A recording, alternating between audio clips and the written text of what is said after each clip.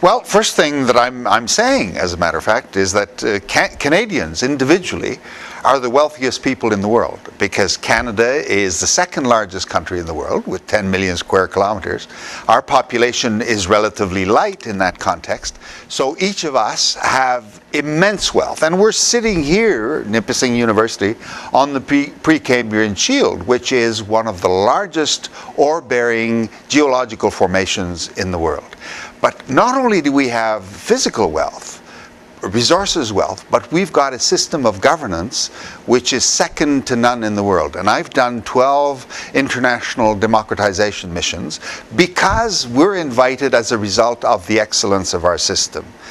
And that system requires contribution from all students, from all citizens. It cannot function unless we pay attention to those who make decisions. And those who make decisions can abuse of the power that they're given unless they are held to account. And then the accounting process requires the contribution of each and every one of us. And as people are looking at their careers, they've got to focus on their self-interests, but they have to look to the interest of their community and make a contribution to their community.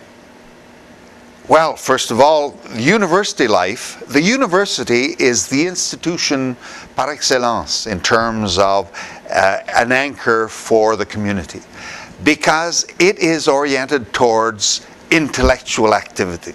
It is, in an information revolution environment, it is the center of the transmission of information.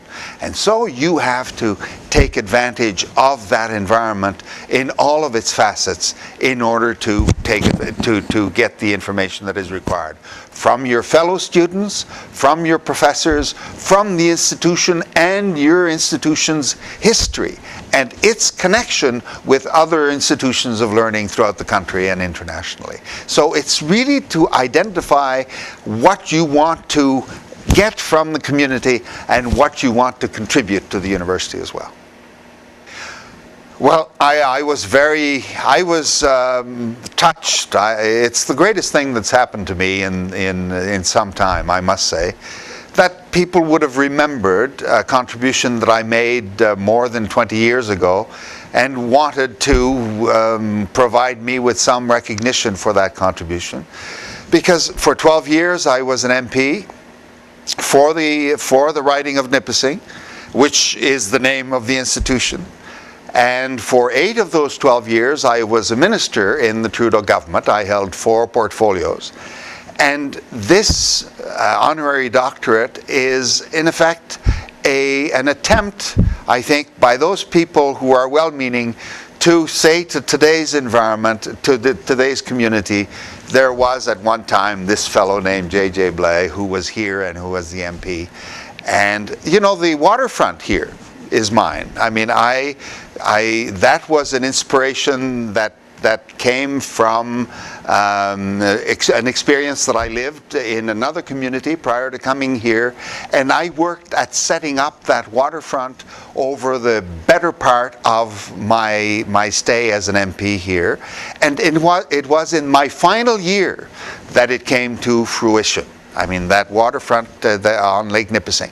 When I was a boy, Lake Nipissing was shut off from the city because, in effect, the railway prevented access to the lake. So that you walked down Main Street of North Bay and you didn't even know that the lake was there unless you climbed up onto the 5th floor of some building.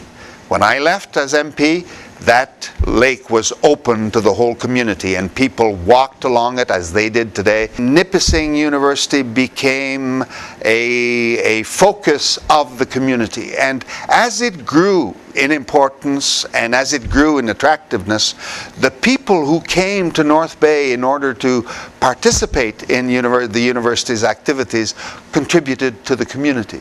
I mean, we had people from Nipissing University in local government, in theater groups, in cultural activities, in intellectual pursuits, in a way that had never been possible before. So we saw North Bay and the region grow in interest and attractiveness as a result of this university. And it was reciprocated, of course, because as the community grew in importance in its intellectual dimension, it made a contribution to the university as well. I was born in Sturgeon Falls. You know, my parents were born in Sturgeon Falls, so I was raised less than 35 kilometers from here. So coming here, I used to take my kids on the trails.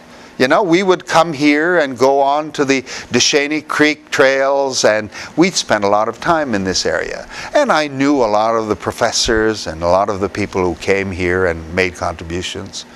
And of course, you know, the heights, the heights of Nipissing University were always a physical attraction that we benefited from. In my speech, I'm quoting from Samuel de Champlain's travels, what he said about the lake when he came here 400 years ago. He describes the lake, he describes when he came here. It was the 26th of July 1615, and he stayed on the lake 2 days. He ate pickerel on the lake. He went along the north shore and he saw the small rivers, and he went up the Sturgeon River, which is the northwest corner.